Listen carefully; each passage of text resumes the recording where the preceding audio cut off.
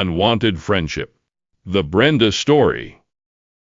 Dear Papa Dudut, ako nga pala si Brenda, 45 years old.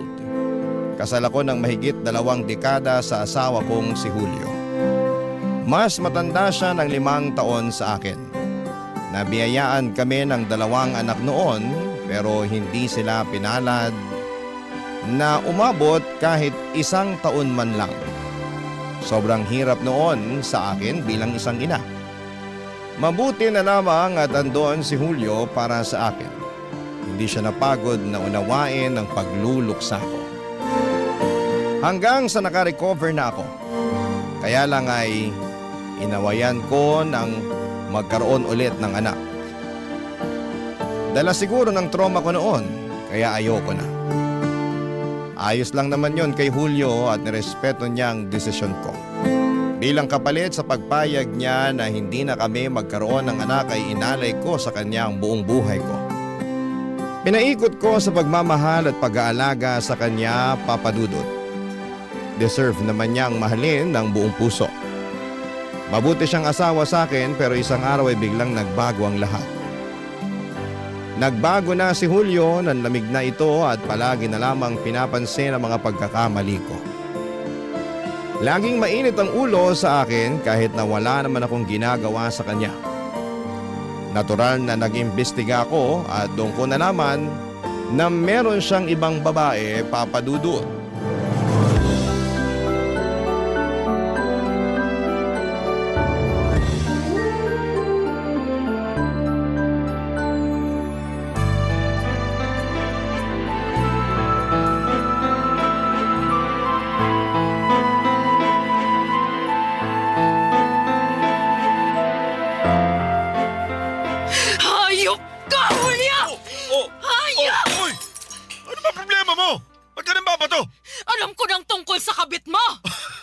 Nababaliw ka na ba? Sa edad ko to, sa tingin mo magloloko pa ako? Kahit uugod-ugod na, pwede pa rin manloko kung gusto niya. Eh hindi nga ako ganon. Ayoko magloko. Nagloko ka na eh. Huli na. Ano-ano na naman ba kasing pinapanood mo sa internet eh? Huwag mo nang ikutin ang usapan, Julio. Alam mo kung ano yung sinasabi ko. Hindi ko nga alam. Umuha pinagbibintangan. Ay nako, kakauwi ko lang tapos pagbibintangan mo pa ako. Mabuti ba kaya, huwag na lang kaya ako umuwi rito. At saan ka uuwi, ha? Sa kabit mo? Baliw. Baliw ka talaga. Ganyan mo lang dinedepensa ng sarili mo. Tatawagin mo lang akong baliw. Sus! Di ko kailangan depensahan ng sarili ko.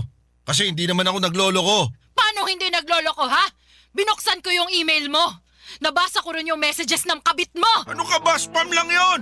Baka virus lang yung nakita mo. Iyak ka na naman eh. Umamin ka na lang, Julio. Wag na wag mo akong gagawing tanga. Ikaw lang naman itong ginagawang tanga yung sarili mo. Nananahimik ako rito tapos pagbibintangan mo ako ng ganyan. Hindi nga kita pinagbibintangan. Tingnan mo, Oh. na-screenshot ko lahat ng usapan nyo ng kabit mo. Sandali nga. Bakit ka ba nangingialam ng email ha? Wala ka bang alam tungkol sa privacy? Nakakabastos ka ha? Kahit mag-asawa pa tayo, irespeto mo mga gamit ko. Huwag mo nang ilihis ang usapan. Hindi ko nililihis ang usapan. Galit ako ngayon kasi nakikialam ka ng gamit ko. At mas galit ako sa'yo dahil niloko mo ko. Hindi ka ba naturuan sa bahay niyo noon ha? Na kapag gamit ng ibang tao, huwag mong pakialaman. Naturuan ako. Ayan. Ano, okay na tayo? Pwede na ba nating ibalik doon sa totoong issue at usapan natin? Ang totoong issue rito ay ang makatimong kamay. Pakialamera. Nakabwisit ka. Yun naman eh. Bakit pa kasi ayaw mong pag-usapan yung panloloko mo sa akin, ha? Brenda, nasasaktan ako ha? Kanina ka pa, sumusobra ka na. Ikaw ang sumusobra na. Ni sorry man lang wala akong matanggap sa'yo. Ba't ako magsosorry? Ikaw nga ito nagkamali. Ikaw ito nagbubukas ng email na walang pasabi. Kung pwede ka lang ipabarangay, ginawa ko na eh. Lumalabag ka sa batas ha? At hindi ba paglabag sa batas yung pagkakaroon mo ng kabet, ha? Alam mo, paikot-ikot na lang tayo eh. Basta alam muna ako. Kailangan kong kalmahin yung sarili ko. Galit na galit ako sa'yo ngayon. Hindi kita mapapatawad sa pakikialam mo ng email ko. Nakakapanghina, wala man lang akong nakuhang sagot kay Julio. Inaasahan ko noon na magsosorry siya at aaminin na ang totoo at susubukan naming ayusin ang relasyon namin. Yon ang nasa isipan ko, pero nagkamali ako. Hanggang sa paglabas niya ng bahay ay wala siyang ibang ginawa kundi ang takasan ng panloloko niya sa akin. Naiwan ako mag-isa sa bahay at parang namamanhid ang buong katawan ko, Papa Dudut. Nahiga na lamang ako sa sahig para malamigan ang katawan ko na sobrang nagiinit dahil sa halo-halong emosyon. Nang medyo kumalma na ako ay dinampot ko ang cellphone ko at sinimulan ko nang i-stalk ang kabit ni Julio. Hindi naman ako nahirapang hanapin yon sa Facebook at mabuti na lamang at nakapublic lahat ng detalye sa kanya. Mabilis kong nalaman ang dapat kong malaman sa kanya. Noong gabing yon ay nagpasaklolo ako sa ate Mara ko. Panganay kong kapatid na mas matanda sa akin ng 5 taon. Sa kanya ako madalas lumalapit lalo na noong kasagsagan ng panlalamig ni Julio sa akin, Papa Dudut.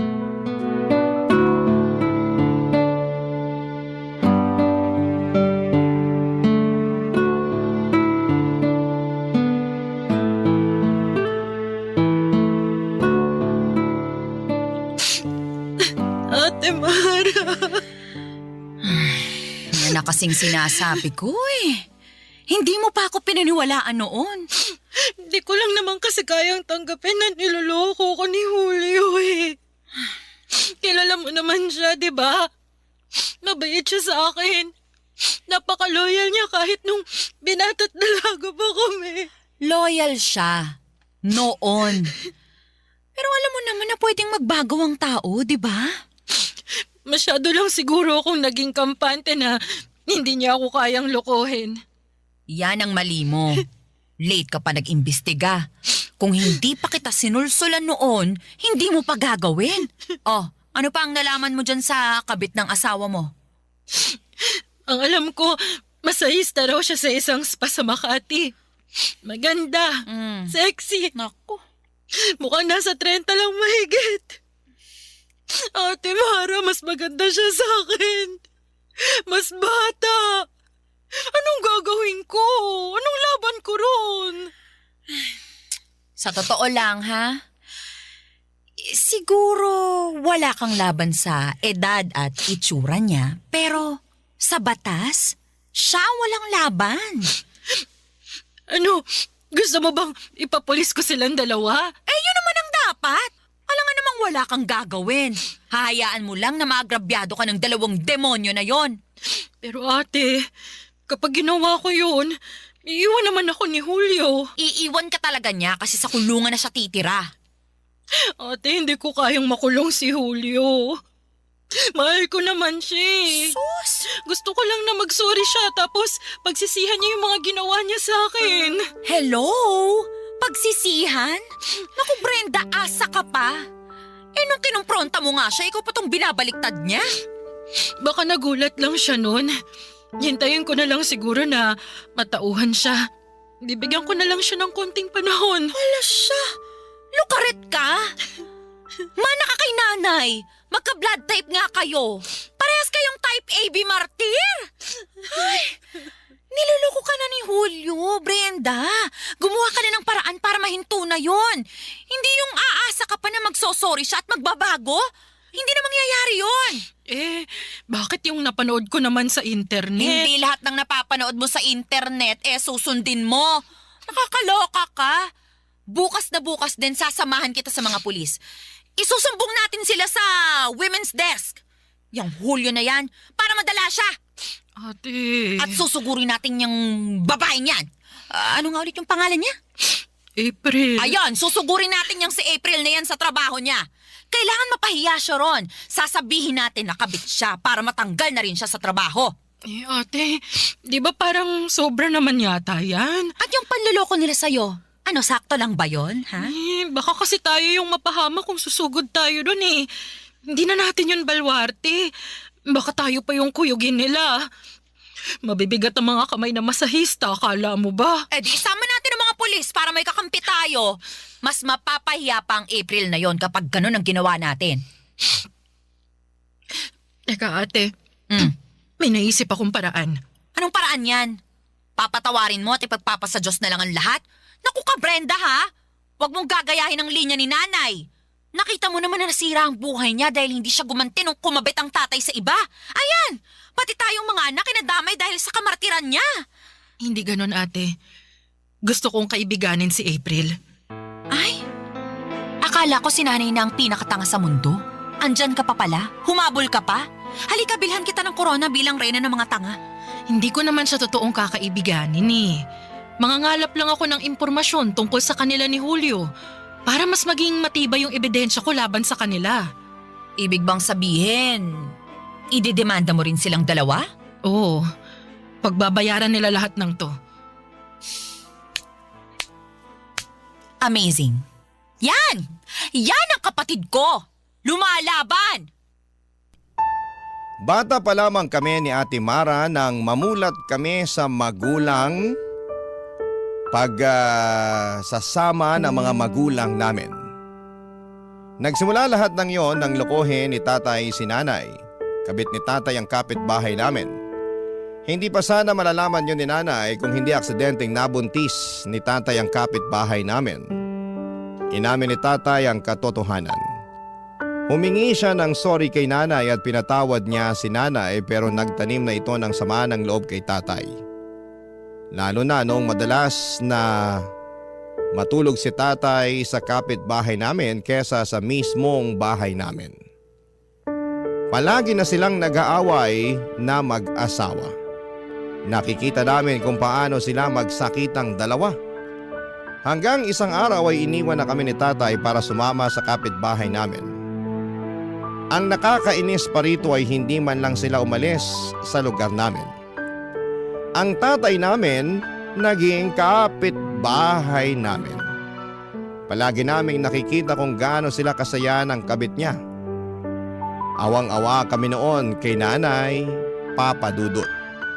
Lalo na kapag nagmamakaawa si nanay na bumalik na si tatay sa amin.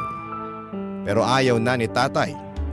Hanggang sa huli, walang ibang minahal si nanay kundi si tatay lang. Hanggang sa huli naging tanga si nanay. Isang bagay na ayaw ko nang maulit sa amin. Barangay Love Stories. Barangay Love Stories. Hindi pa rin namin napag-usapan ni Julio ang pangangabit niya. Napagod na rin akong maghintay ng sorry sa kanya. Kaya naman habang akala niya ay okay na ako ay sinimulan ko na ang plano ko. Pinigilan ako ni Ate Mara pero sinabi ko sa kanya na mas kampante ako sa plano kong kaibiganin ng palihim si April para makakuha ako ng iba pang mga impormasyon. Akala ni Ate Mara ay gagamitin ko yon para magsampa ng kaso pero hindi ko yon gagawin. Ang bala ko noon ay ipamukha lang kina Julio at April ang ginawa nilang kasalanan sa akin. Sa ganong paraan ay makokorner ko na si Julio. Wala na siyang kawala. Mapapaamin ko na siya at sa ganong paraan ay makukuha ko na ang sorry na matagal ko nang inaabangan sa kanya.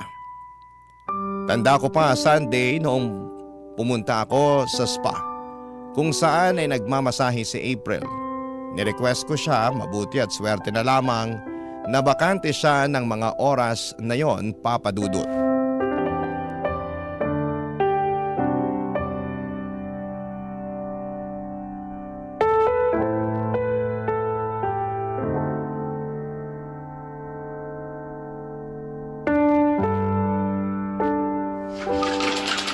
Hello po, ma'am. Hello.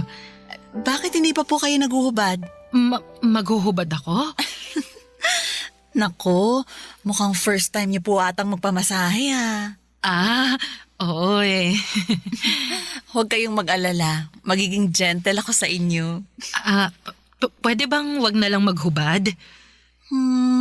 Pwede naman. Kaya lang, mahihirapan tayo pareho eh. Saka, mas maganda kapag balat niyo na mismo ang minamasahe ko. Mas marerelax kayo. Ganun ba? Hindi kasi ako sanay na hinahawakan ng ibang tao. Ganun po ba? Paano po yan? Ganun sa masahe. Kailangan ko talagang hawakan kayo. Ganun ba? Sige, pero wag mo akong saktan ha? Ma'am naman, bakit ko naman kayo sasaktan? Andito ako para tulungan kang mag-relax. Kaya maghubad na po kayo. Isuot niyo na rin po tong shorts na nakapatong dito sa kama. Babalikan ko na lang kayo pagkatapos. Ma'am, okay lang po ba kayo?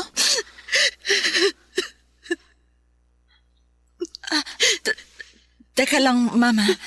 Baka isipin ng ibang nagpapamasahe rito sinasaktan ko kayo. Ma'am, tahan na po. Baka biglang pumasok dito yung manager namin Mapapagalitan ako nun. Sorry. Sorry. Mukhang may problema po kayo Oo, malaki. Okay lang ba kung huwag na lang akong magpamasahe? Ay, sige, okay lang po. Wala namang pilitan dito. Tara sa labas, ma'am. Samahan kitang i-refund yung bayad Eh, niyo. hindi. Ayoko mag-refund.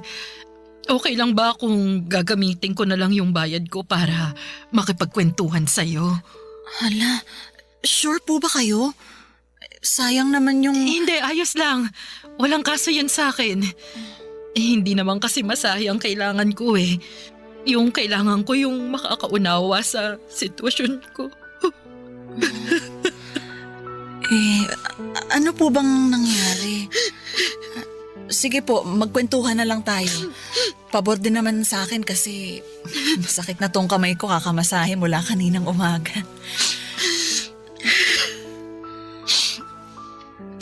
Ano kasi, niloko ako ng asawa ko. Mga lalaki nga naman, hindi marunong makontento. Ang ganda mo na nga, ma'am. Nagawa ka pang dagdagan? Anong laban ko mas maganda kasi at saka mas bata yung kabit niya. Kahit mas bata o mas maganda, mali pa rin ang manloko. Ang katinang asawa mo, ha? Sorry, pero ako na tong magagalit para sa inyo. Nako, salamat ha. Pero galit din ako dun sa kabit niya Ay, dapat lang, no? Parehas silang makate. Bakit hindi na lang sila sa pader magpakamot? O, ayan. Di tumawa ka na, ma'am. Mas maganda ka kapag nakatawa. Kaya wag kang magpaka-stress dyan sa asawa mo at sa kabit niya. Hayaan mong ma-stress sila sa karma balang araw. Paano? Kailan ko lang kasi nalaman na nagloloko yung asawa ko. Ang masakit, ayaw pa niyang aminin kahit na alam ko naman yung totoo. Para namang hindi ka nasanay sa mga lalaki. May pinaniniwalaan ng mga yan na ika-11 utos. Anong ika-11 utos? Huwag kang aamin.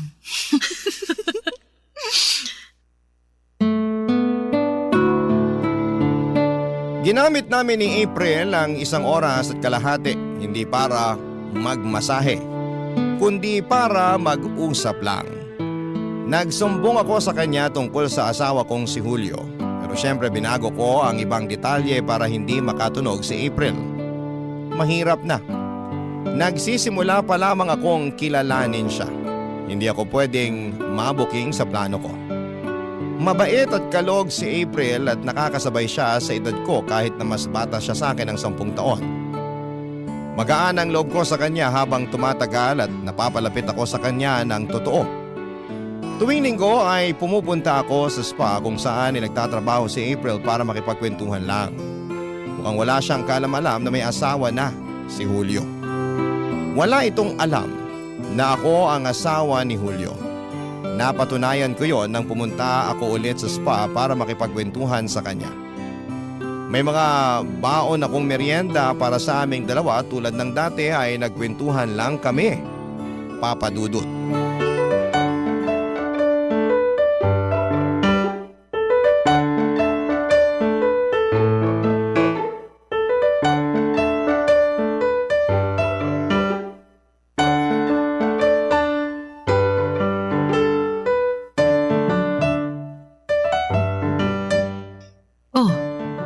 April, okay ka lang? Oo naman. Ano bang gusto mong pagkwentuhan natin ngayon? Kung ano man yung nangyayari sa'yo. Ayos nga lang ako. Gusto mo pag-usapan na lang natin yung demonyo mong asawa? Game ako magalit ngayon. Ilang linggo na nating pinag-uusapan ng asawa ko. Kahit ako nauumay na. Ngayon, ang gusto kong malaman kung may problema ka. Lahat naman ng tao may problema Ano ba naman, April? Huwag ka nga maglihim sa akin. Mas makakabuti kung magsasabi ka para mabawasan na yung bigat na nararamdaman mo. Masahista ka, di ba? Hindi ka pwedeng stressed palagi. Baka maipasa mo sa kliyente mo yung stress na yan kapag minamasahe mo na sila. Pwede ba yung ganun? Oo naman. Kayo nga mga masahista ay pwede rin maka-absorb ng negative energy ng mga kliyente nyo, di ba? Hindi ko alam yan Kaya pala pag uwi ko lagi ng bahay, parang pasan ko lagi yung daigdig. Kaya nga, bawasan na natin yung pasan-pasan mo. Huwag ka na magtago. Sabihin mo na sa akin ang problema mo. Yung boyfriend ko kasi, Boyfriend? Anong pangalan niya? Julio. Mas matanda siya sa akin ng 15 years. Pero nakakasundo ko naman siya. Ay, 15 years. Ang layo naman ang agwat ng edad niyo. Mas komportable kasi ako sa mas matanda sa akin eh. Feeling ko, kaya niyang maging leader sa relasyon namin. Feeling ko pag mas matanda, mas loyal sila at mas seryoso kumpara sa mga mas batang lalaki.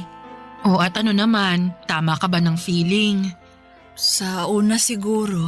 Ano ba yan? Huwag mo na akong pahulain. Nakinig ka na sa mga kwento ko noon, di ba? Ako naman ngayon. Hindi ko kasi alam, Ate Brenda eh. Okay naman si Julio sa akin nung umpisa. Binibigay niya sa akin lahat ng gusto ko. Material na bagay o kaya atensyon. Lahat yun nakukuha ko. Kaya nga na-inlove ako agad eh. Kaya lang, lately, parang nagbabago na siya sa akin. Bihira na kung makipagkita. Kapag may mga tinatanong akong personal, umiiwas na siya. Parang ayaw niya akong papasukin sa mundo niya. Ayan, nag-overthink na tuloy ako ng malala. Grabe, no? Bakit pa kasi gumawa ng lalaki ang Diyos? Puro na lang sila sakit sa ulo ng mga babae. Kaya nga eh. Tapos ngayon na binawasan na niya yung atensyon na binibigay niya sa akin, saka naman ako lalong nai-inlove sa kanya. Gusto ko siyang habulin, ganun. Ay nako, yan ang wag na wag mong gagawin. Pero kung hindi ako hahabol, baka makalayo na siya. Mapag-iiwanan na niya ako. Di iwan ka niya. Bakit? Siya lang bang lalaki sa mundo? Hindi niya ako pwedeng iwan. At bakit naman?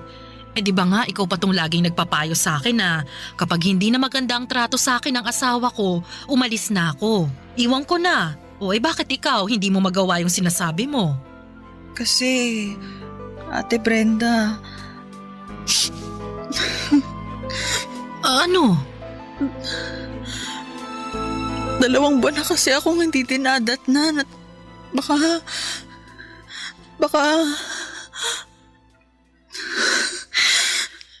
Buntis ka.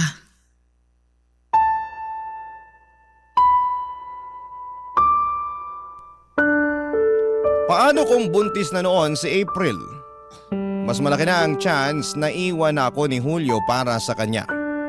Lalo't wala kaming anak ni Julio, ano ang laban ko? Ang hirap magpanggap na ayos lang sa harapan ni April, Papa Dudut. Pilit kong pinapakita sa kanya na matapang ako at hindi ako apektado sa mga sinabi niya. Napakahirap. Parang gumuguhit ang hapde sa puso ko. Lalo't bigla kong naalala ang mga namatay naming anak ni Julio. Naalala ko kung gaano kasaya si Julio noong nabalitaan niya ang unang pinagbubuntis ko. Naalala ko kung paano niya ako inalagaan at pinagkalat sa iba na magiging tatay na siya. Pero napalitan din yon ng lungkot nang mamatay ang unang anak namin. Sa ikalawang subok ay nabuntis ako at bumalik ang saya ni Julio, pero agad din yung nawala nang sa ikalawang pagkakataon ay binawi sa amin ng Diyos ang aming pangalawang anak. Walang kasing sakit at mula noon ay napapansin ko na ang madalas na lungkot ni Julio. Pakiramdam niya na palaging may kulang. Ganon din naman ako. Pero mas pinili kong huwag nang magkaroon pa ulit ng anak dahil sa takot. Sinuportahan naman niya ako, Papa Dudut.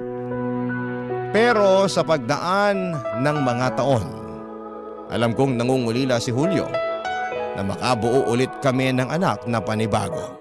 Barangay Love Stories. Barangay Love Stories. Ilang linggo na akong hindi bumalik sa spa para kitain si April, Papa Dudut. Parang hindi ko siya kayang harapin lalo't may posibilidad na nabuntis na siya ng asawa kong si Julio.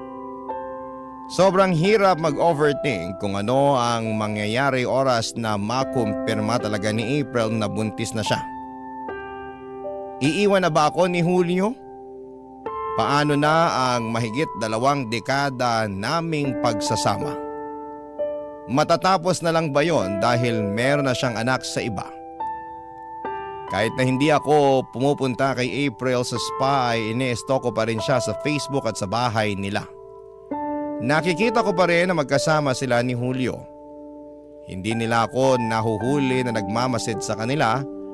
Ang sakit na makitang may kahalikang ibang asawa mo at mukhang mas masaya siya roon kesa sa akin. Nang hindi ko na kinaya pa ang sakit, nilapitan ko si Ate Mara para magsumbong.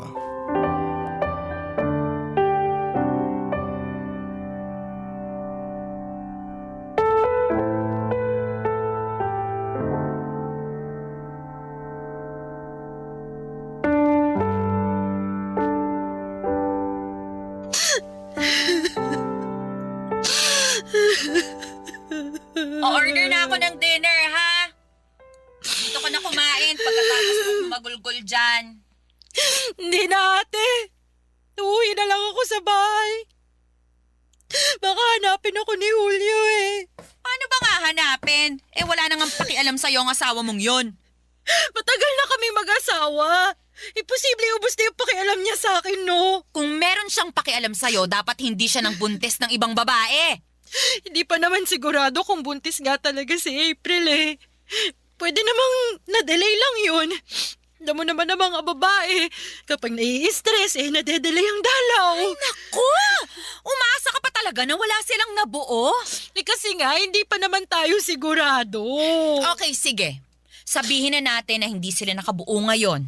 Pero sa susunod, paano kung oo? Imposible na Ay, yun. walang imposible, Brenda. Gumising ka nga. Malamang may nangyayari sa kanila. Kung hindi man buntis si April ngayon, sa susunod baka makatsyempo na sila. Hanggat hindi sila nagkakahiwalay, malaki ang tsansang makabuo sila. Huwag kang pakampante, Brenda. Anong gusto kong gawin ko? Di kung ano yung payo ko noon pa. Isumbong mo na sila sa mga pulis nang magkahulihan na. Para matigil na to. Ate, wala pa nga ako masyadong nakakalap na ebidensya Ano laban. bang wala? Yan dami mo nang na-record na usapan nyo nung April na yan. May pictures ka rin nakuha habang magkasama sila sa bahay ni April. O ano bang kulang doon? Kasi... Hindi mo kaya. Kasi ano, napalapit ka na kay April. Mabait kasi si April eh. Brenda, kabit siya ng asawa mo. Kahit siya pa ang pinakamabait na tao sa buong mundo, mali pa rin ang pakikiapid sa asawa ng iba. Hindi naman niya alam na asawa ko si Julio eh. O sige lang, Brenda. Maging tanga ka lang habang buhay. Para ka talagang sinanay. Ate, wag mo namang idamay si nanay dito. Nananahimik na yung tao eh. Alam mo, sana mabulabog si nanay kung nasaan man ang kaluluwa niya ngayon. Sana multuhin ka niya habang natutulog ka. Para matauhan ka na. Ang tanga mo, promise. Huwag mo naman akong pagalitan ng ganyan, ate, please. Hindi mo naman kasi alam kung gaano kahirap tong sitwasyon ko eh. Akala mo ba, madaling makipagkaibigan sa kabit ng asawa ko? Ang hirap mapalapit kay April. Habang sa likod ng isip ko, nakikita ko kung paano sila magyapos sa ni Julio. Di mo naiintindihan, Ate Mara, hindi. Okay, sorry. Masasakit yung mga salita ko, sige. Parang hindi ko pinag-isipan. Kaya lang naman ako ganito kasi nasasaktan din ako na makita kang nagkakaganyan. Brenda, sa ating dalawa, ikaw ang matapang. Hindi ako sanay na nangihina ka dahil sa kagagawa ng asawa mo. Kung ako lang ang masusunod. Matagal ko na silang kinumpronta. Matagal ko na silang pinapulis. Pero ako ang may laban dito, ate. Kaya sana kung ano man yung maging pasya ko, suportahan mo na lang ako. Mahal ko pa rin si Julio eh. Mahal na mahal ko pa siya. Umaasa pa rin ako na magiging maayos kami hanggang sa huli. Naniniwala ako na pagsubok Ay, sige! Magpakatanga ka sa pagmamahal mo sa manluloko mong asawa. Kaibiganin mo ba ang kabit niya? Saktan mo lalo ang sarili mo. Pero wag kang lalapit sa akin para umiyak kasi nasabihan na kita, ha? Ate! Umalis ka na nga. Ayaw mo na kitang makaharap. Umiinit ang ulo ko sa'yo. Ang tanga mo! Ang tanga! Alis na! Papa Dudut, yun ang unang beses na nagalit ng ganon si Ate Mara sa akin. Pinagtulakan niya ako palabas ng bahay niya. Hindi niya rin sinagot ang mga tawag ko noong mga sumunod na araw. Iniwasan niya ako. Gusto niyang ayusin ko ang problema ko kina Julio at April bago siya humarap sa akin. Lungkot na lungkot ako noon, Papa Dudut. Hindi ko alam kung sino ang lalapitan ko. Wala naman akong masyadong kaibigan, yung mga kaklose ko ay nakahiyaan ko ng lapitan. Ayaw ko kasing idamay pa sila sa sitwasyon ko. Isang araw naisip kong tama naman si Ate Mara. Kailangan ko nang tapusin ang sitwasyon ko. Kaya naman nagpunta ulit ako sa spa para kitain si April, Papa Dudut. Sa pagkakataong yun ay handa na akong sabihin kay April ang katotohanan. Kabado ako noon habang hinihintay siya sa isa sa mga kwarto ng spa na yon. Hawak ko ang cellphone ko para ipakita ang mga ebidensya na magkasama sila ng asawa kong si Julio. Wala nang atrasan pa ito. Kailangan na niyang malaman ang katotohanan.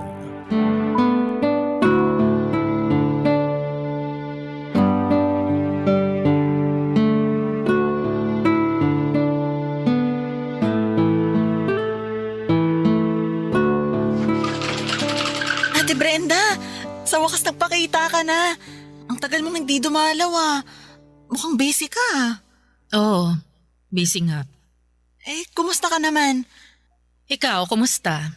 Ano, nakabuo ba kayo ng Julio mo? Ay, wala yun. False alarm lang. Dinatnan na rin ako nung gabi na dumalaw ka rito. Kaya pala ang lala ng pag-overthink at mood ko nun. Kasi parating na pala yung dalaw ko. So, ano na? Dating gawi? Kwentuhan tayo ulit?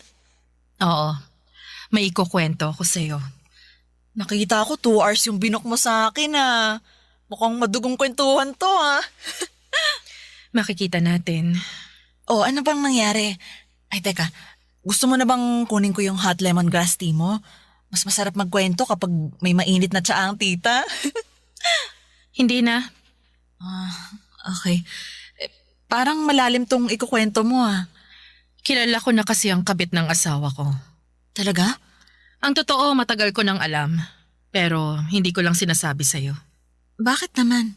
Kasi ikaw yung kabit mismo. Alam mo na pala. Anong ibig mong sabihin? May kwento rin ako sa'yo. Alam mo bang alam ko na ikaw ang asawa ni Julio? Anong... Siguro magaling lang talaga akong magtago. Nadala ko siguro yung pagiging best actress ko sa theater group namin nung high school. Nagamit ko yun para hindi mo mahalata na alam ko. Na alam kong ikaw ang asawa ni Julio. Masyado ko nga atang ginalingan kasi nakuha ko na yung loob mo. Hindi ka naghinala. Inisip mong inosente ako. Inisip mong hindi ko alam na may asawa na pala si Julio. Pero ang totoo dati ko pa alam, Brenda. Alam mo nakabit ako ni Julio noon pa man. Pero hindi ko yun sinabi sa kanya kasi baka layuan niya ako. Alam mo naman siguro na mahal ko si Julio, di ba? Ibig sabihin, matagal mo na palang alam. Hindi lang ikaw ang magaling magtago. Hindi lang ikaw ang nag-iimbestiga. Unang beses pa lang na pumunta ka rito, alam kong ikaw na yung asawa ni Julio. In-stock na kita, una pa lang na nakaramdam na ako ng mali sa asawa mo. At hinayaan mo lang akong bumalik-balik dito kahit na alam mo ng totoo? Ikaw naman ang nagdesisyon na bumalik-balik dito. Kaya wag mong isisi sa akin yan. Alam mo rin naman ang totoo, di ba? Bagay talaga kayo ni Julio. Napakagaling yung paikutin ang kwento para pumabor sa inyo. Huwag ka nang pa-victim, Ate Brenda. May kasalanan ka rin naman Ako? dito. Ako pang may kasalanan? Ako na nga tong niloko nyo. Ako pa tong pagmumukain yung may kasalanan? Ha? Ha? Kung ayaw mong magwala ako rito, huwag kang kumapit sa asawa ka! Itiwan mo ako! Skandalosa ka! Tulungan niyo ako! Tulong! Sige, subukan yung tulungan ang kabit na to. Para nyo na rin tinulungan ang demonyo! Ha? Akala ko pa naman inosente ka sa pangangalawa ng asawa ka! Iwan mo ako! Isusubok kita kay Julio! Hindi sumbong mo! Talaga! Ako ang kakampihan niya kasi ako ang mahal niya! Ikaw ang kakampihan ng asawa ko. Pero batas naman ang kakampi ko. Sige, tingnan natin, April. Sisiguraduhin kong hihimas ka ng rehas kasama si Julio!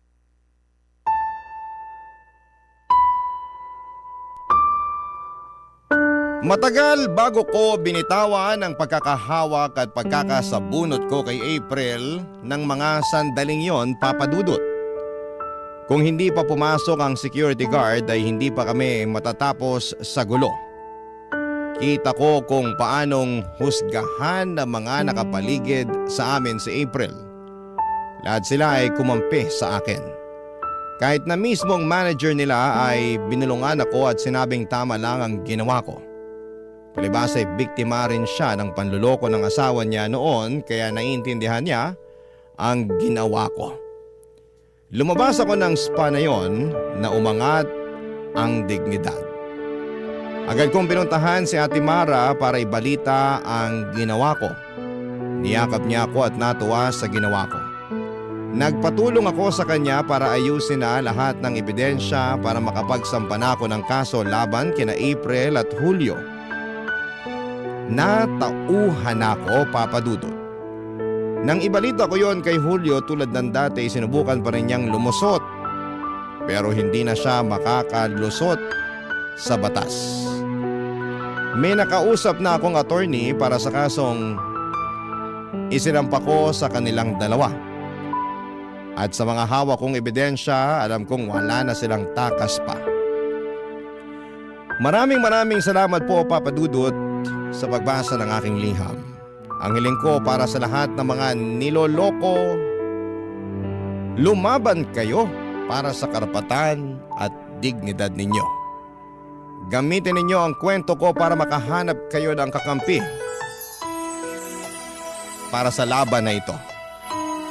Ang inyong kapuso at kabarangay forever, Brenda. Today we're making a parrot cup holder bag.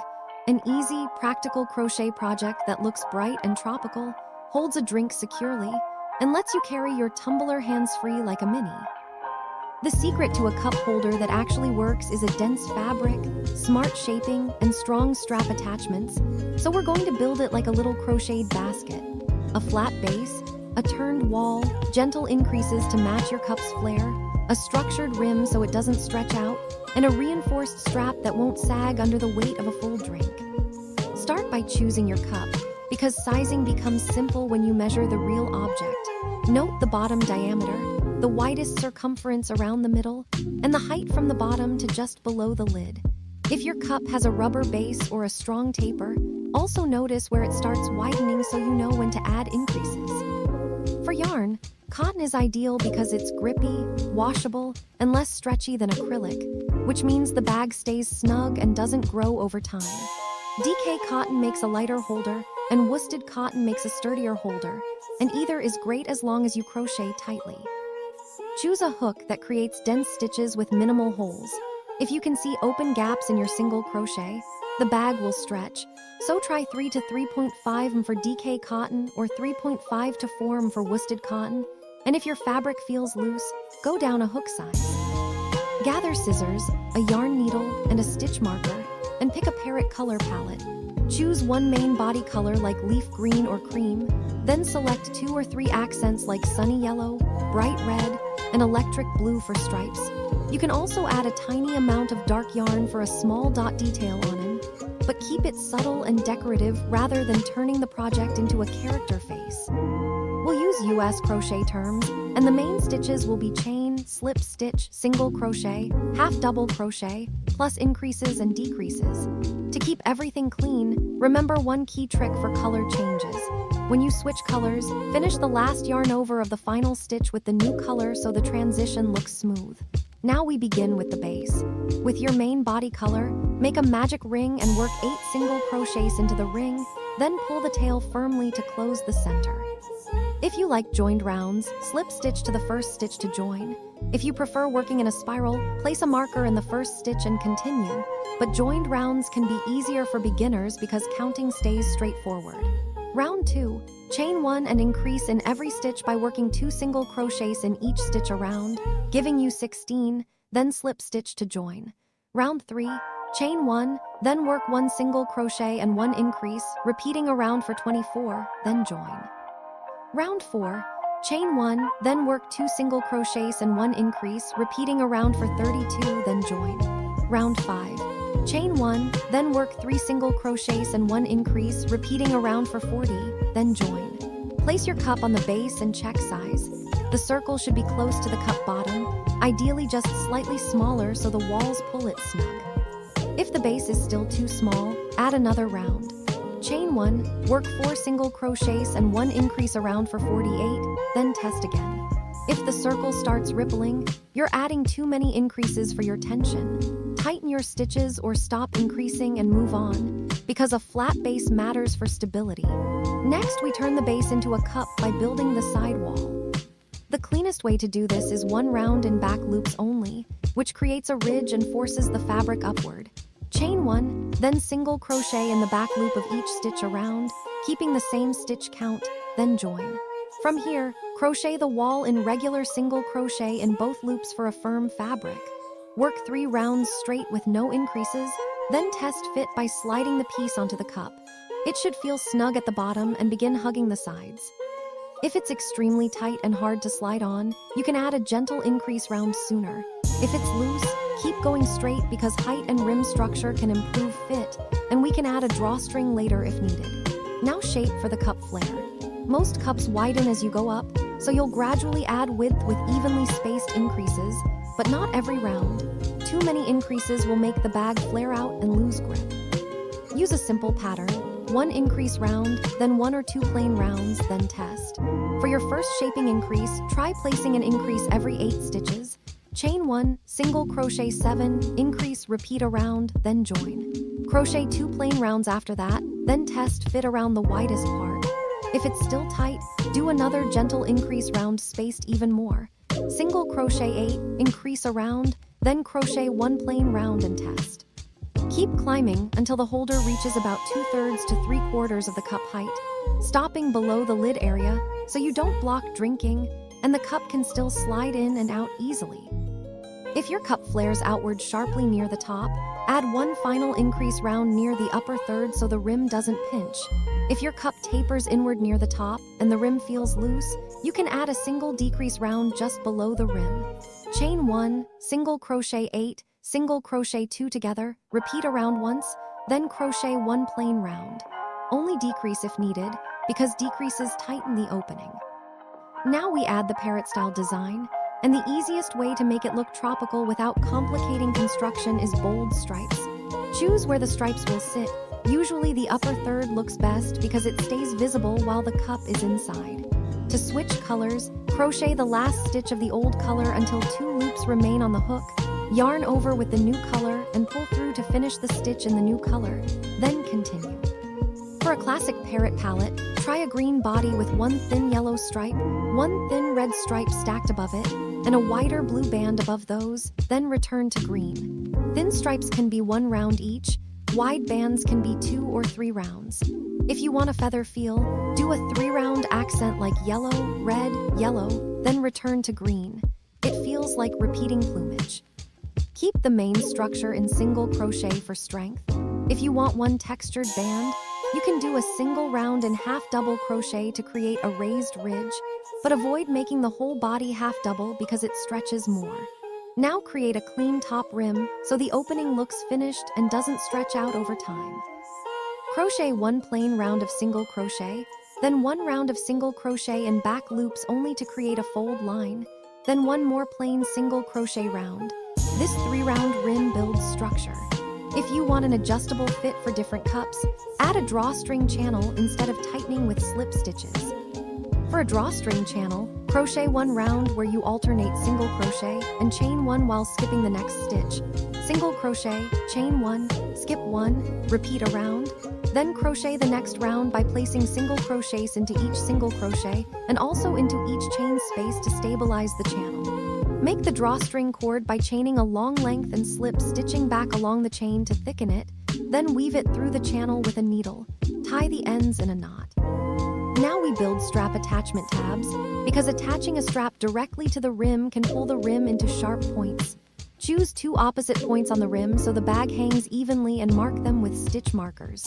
At the first marker, attach your main color and crochet a tab. Chain 1, single crochet 4 stitches along the rim, chain 1 and turn, single crochet back across those 4 stitches. Repeat until you have 3 rows total so the tab becomes a small, thick rectangle. Fasten off with a long tail for sewing. Repeat the same tab on the opposite side. These tabs spread the load and keep the rim stable. Now crochet the strap. Do not rely on a simple chain strap because chains stretch under weight. Instead, crochet a flat strap band in single crochet. Chain 7, single crochet in the second chain from the hook and across for 6 stitches, chain 1 and turn, then single crochet across. Repeat until you reach the length you want.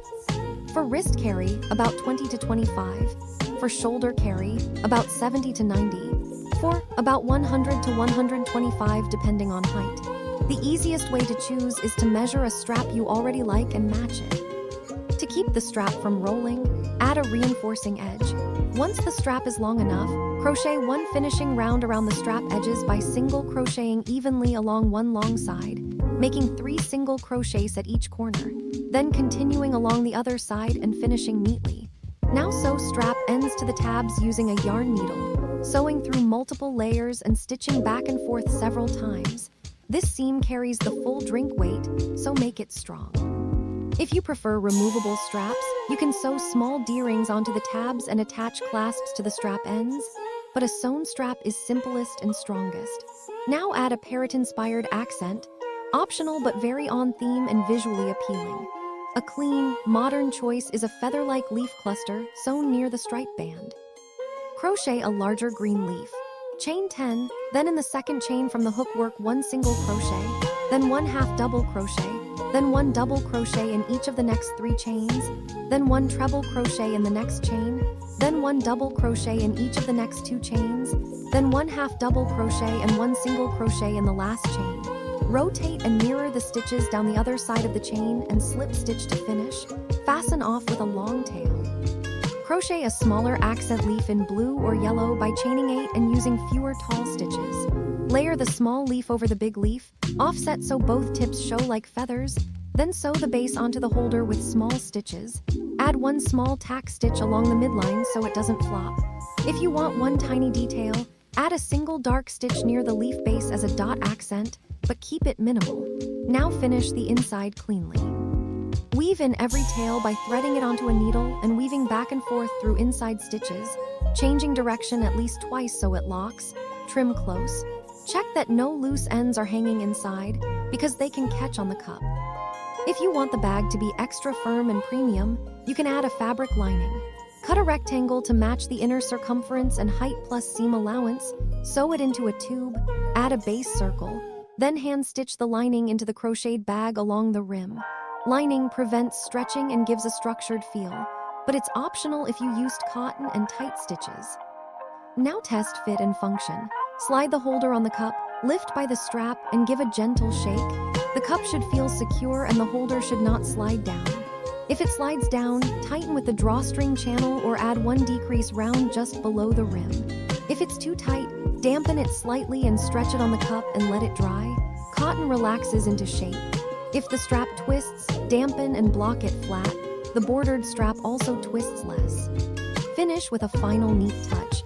You can slip stitch around tab edges for a crisp outline, or add a subtle surface slip stitch line along the rim in an accent color, but keep embellishments minimal so the bag stays clean and functional. Your Parrot Cup holder bag is now complete. Sturdy base, snug custom fit, structured rim, reinforced strap attachments, and bright tropical stripes with a feather accent that gives it parrot-inspired energy. Once you've made one, you can repeat the same structure for any cup by adjusting base size and increase spacing. And you can create a whole parrot collection by changing stripe order and accent leaf color. Blue accents for a macaw mood, lime and yellow for a playful tropical vibe, or cream body with bold red-yellow bands for a softer look, while keeping the construction consistent and durable for everyday use.